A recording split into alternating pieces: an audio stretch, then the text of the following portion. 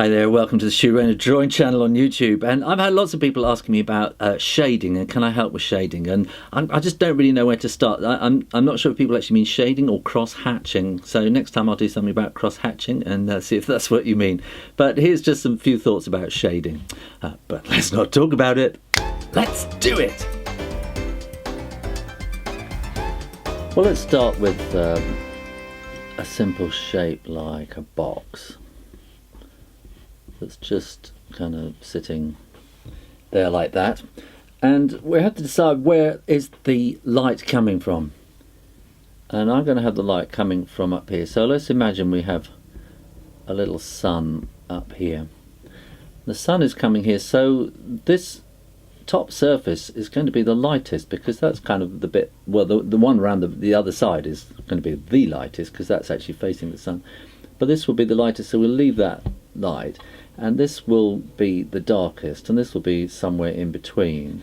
So you can just shade that in somewhere like that. But this will be much, much darker because this is in the shade. And so that gives us that kind of tonal quality for those sort of three different faces. This, yeah, I mean, this is all 3D, you know, it's representational 3D. So you've got the sun coming down there, so you're going to get a little bit of shadow kind of coming like that. And you might actually find, depending on the materials and things as well, actually, you might find, if it's a very light surface here, that you might find that you get this kind of ambient light reflecting up excuse me, reflecting up off the surface, so it might not be completely dark down to the bottom, so you probably find the darkest part will be up there, and then you've got this shadow coming here, and the shadow will either be really, really crisp, it all kind of depends on the time of day and diffusion of the light, or it might just kind of fade out. It depends on the angle of the sun and all sorts of things. So that's pretty simple. If we tried a sphere, then again, if you've got the sun up here pointing down there, then this is going to be the lightest part here. And with a sphere, you're definitely going to get this ambient light reflecting up from the surface. So it'll be quite light around the edges as well, so your darkest part really wants to be pretty much around there, and then kind of work back from that, lightening up your stroke as you go around, and you're going to get this, as I say, reflected ambient light from the surface. And again, you're going to get a shadow underneath here, which could be, well, it's going to be basically elliptical, so it could be really, really sharp. It's depending on, as I say, on the lighting conditions, all sorts of things. So you either get a really sharp elliptical kind of shadow there, or it might just kind of fade, depending on the time of day and the lighting conditions and overcast and all that kind of thing like that. Just a thought then, also, if you've, say, got a ball and it's in flight, it's kind of hovering, so you get the similar kind of deal that we had before, like that. But if the horizon now is kind of there and the ball is hovering in the air, then if the sun is again, is that still in the camera? It is. Then you're going to get a shadow over here, like that. And you know, if the sky is overcast, then it's going to get cloudy. You know, it's going to get fuzzy around the edges. Now let's make this a bit more complicated.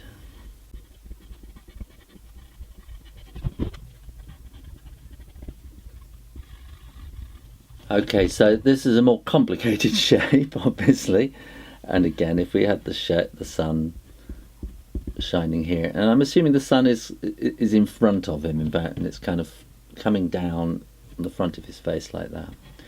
So you're going to get shadow. You just have to think your way through it, really. You're going to get shadow coming from under his hair. His ears will probably be in shade. But you're going to get shadow underneath the eyebrows and down the nose there, like that. You're going to get a little bit on the chin there, and maybe a little bit coming around here, and possibly little areas like that. You're going to get quite a shadow under on the neck there, because the whole head is kind of putting the neck in shade like that.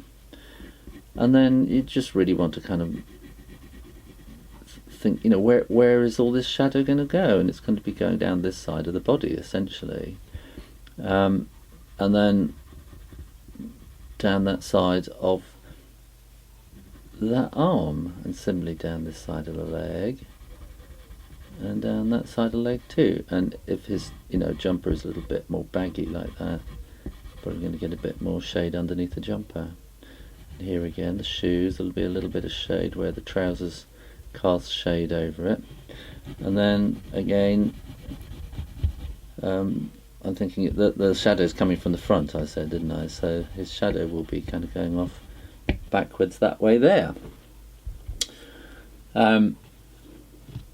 Think of that similar shape from a different angle.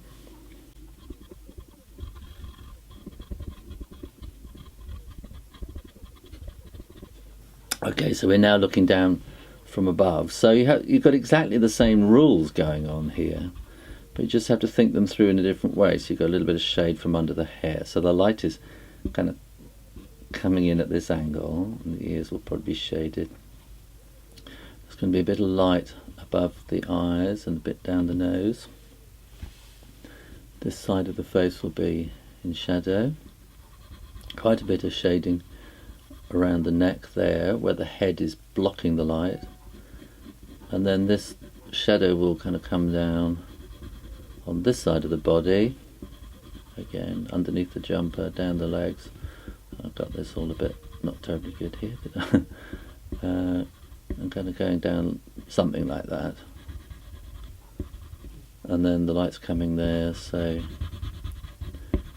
that shadow will be much shorter because we're looking down from a different angle. If you were to think of a different kind of way of which the light is falling,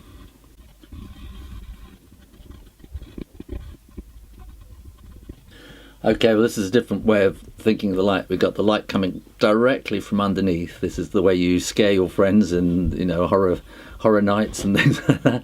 And you have to kind of think of it, the light is coming in a completely different angle, and work through where the shade is going to fall. So this part of the chin is going to be right in the light, but it kind of curves in, doesn't it, under the lip, so you're going to get a bit of shade there.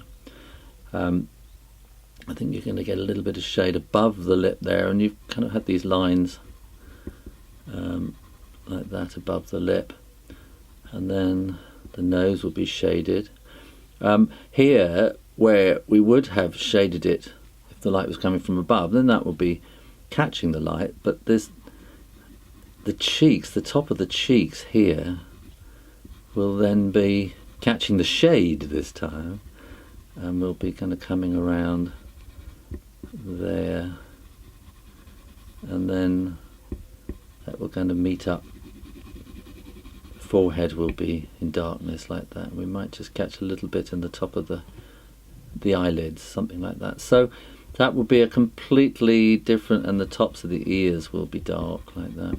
So that's taking the light in a completely different angle. So the shade will be in different places, but you just have to kind of think through, you know, where the planes fall and where the light will fall and where the shade will fall on those planes. There will, if something is blocking the light, there will be shade behind it. Well, if you enjoyed that, I'd like you to go over to www.shoerainer.com and sign up for my newsletter, where you'll be kept informed of all the different things I'm doing, all my different projects. In the meantime, keep drawing, practice, and I'll see you next time. You take care now. Bye-bye.